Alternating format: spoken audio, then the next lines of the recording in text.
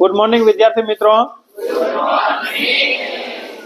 ધોરણ 10 ગણિત પ્રકરણ 4 દ્વિઘાત સમીકરણ અને સ્વાધ્યાય 4.1 ની અંદર દાખલા નંબર 1 ની અંદર બરોબર છે 8 પેટા મિત્રો આપને આપ્યા. એમાંથી દાખલા નંબર 1 ની અંદર આપણે 4 પેટા પહેલા જોશું અને બીજા વિડીયોની અંદર બીજા 4 પેટા જોશું. તો મિત્રો દ્વિઘાત આમાં માત્ર ને માત્ર એવું જ પૂછ્યું છે આપને કે આપેલ સમીકરણ દ્વિઘાત સમીકરણ છે કે નહીં.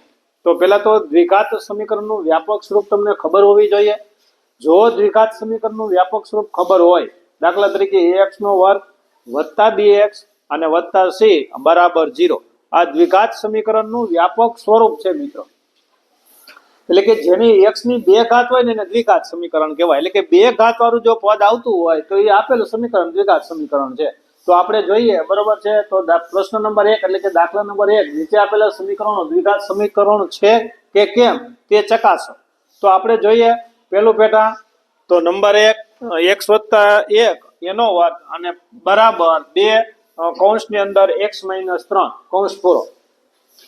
તો મિત્રો આપને એ પૂછે જો આમાં વર્ગની રીતે તમને અવયવ આવડવા જોઈએ, ઘરની રીતના અવયવ આવડવા જોઈએ. દ્વિઘાત સમીકરણ એટલે માત્ર ને માત્ર અવયવ વ્યવસ્થિત તમને આવડવા જોઈએ.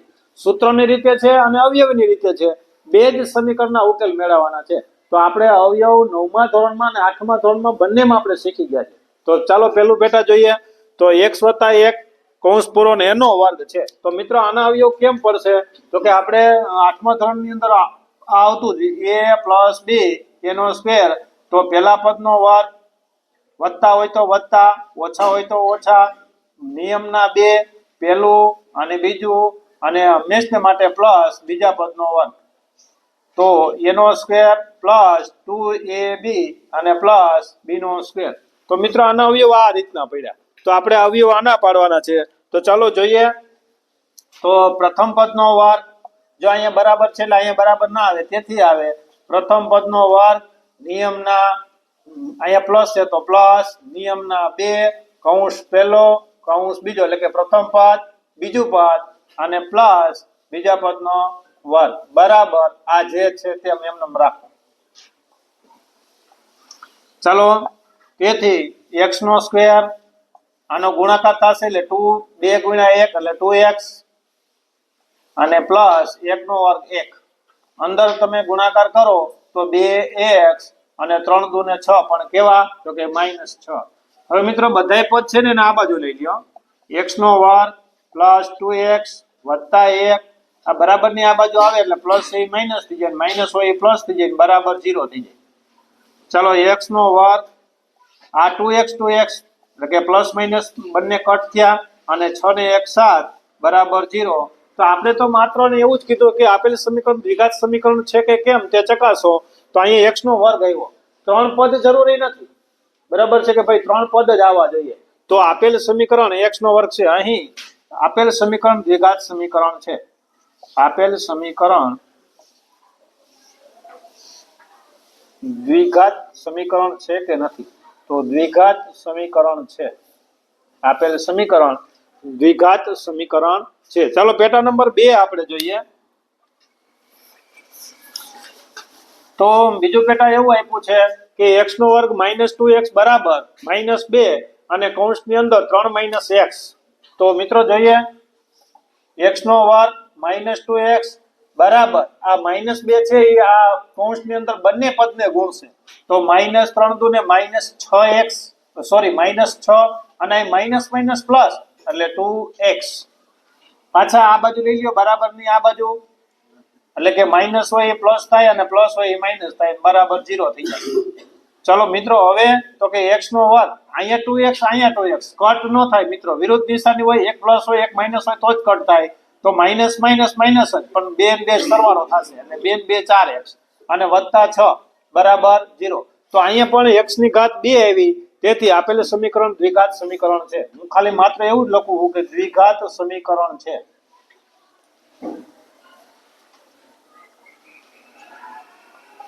ચાલો પેટા નંબર 3 જોઈએ મિત્રો. અહીંયા x - 2 અને બીજા કૌંસની અંદર x + 1 બરાબર x - 1 અને બીજા કૌંસની અંદર x + 3. તો મિત્રો પહેલા પદનો આનો ગુણાકાર બંને પદ સાથે, આનો ગુણાકાર બંને પદ સાથે, એ જ રીતના આ સાઈડ કરવાનું.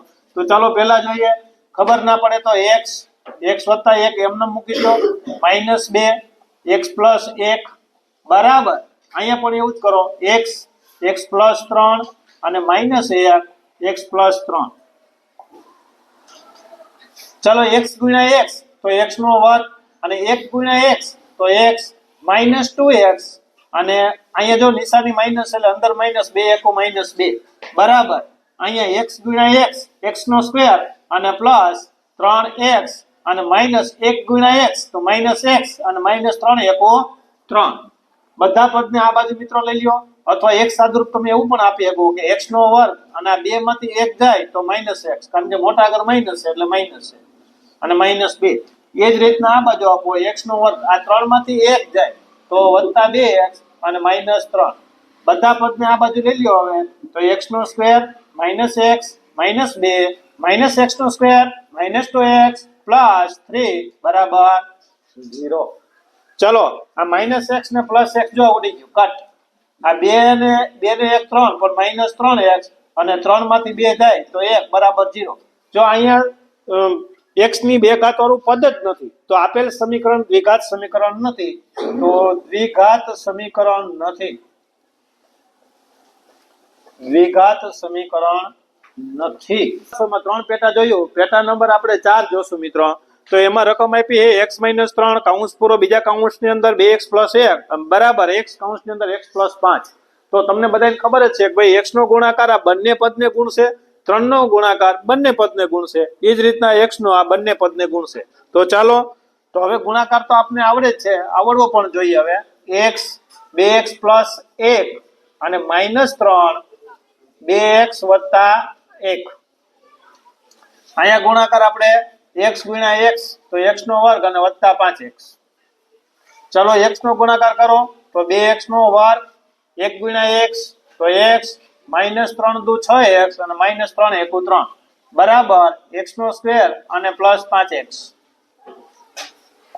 ચલો 2x નો સ્ક્વેર અને આ 6 માંથી 1 જાય કારણ કે માઈનસ છે અહીંયા પ્લસ છે તો -5x મોટા કર માઈનસ તો -5x -3 બરાબર x નો સ્ક્વેર +5x બધાય પદને મિત્રો આ બાજુ લઈ લો તો 2x નો સ્ક્વેર -5x -3 -x નો સ્ક્વેર આ પ્લસ છે તો માઈનસ આ પ્લસ છે તો માઈનસ અને બરાબર 0 હવે 2 માંથી 1 જાય x નો 2x નો વર્ગ માંથી 1x નો વર્ગ જાય તો 1x નો વર્ગ વધશે આ 5 ને 5 -10x બંને જગ્યા માઈનસ એટલે માઈનસ જ રાખીશું અને અચળ પદ એમનેમ છે તો -3 બરાબર 0 અહીં x ની બે ઘાત આવી છે મિત્રો તો આપેલ સમીકરણ દ્વિઘાત સમીકરણ છે તો છે દ્વિઘાત સમીકરણ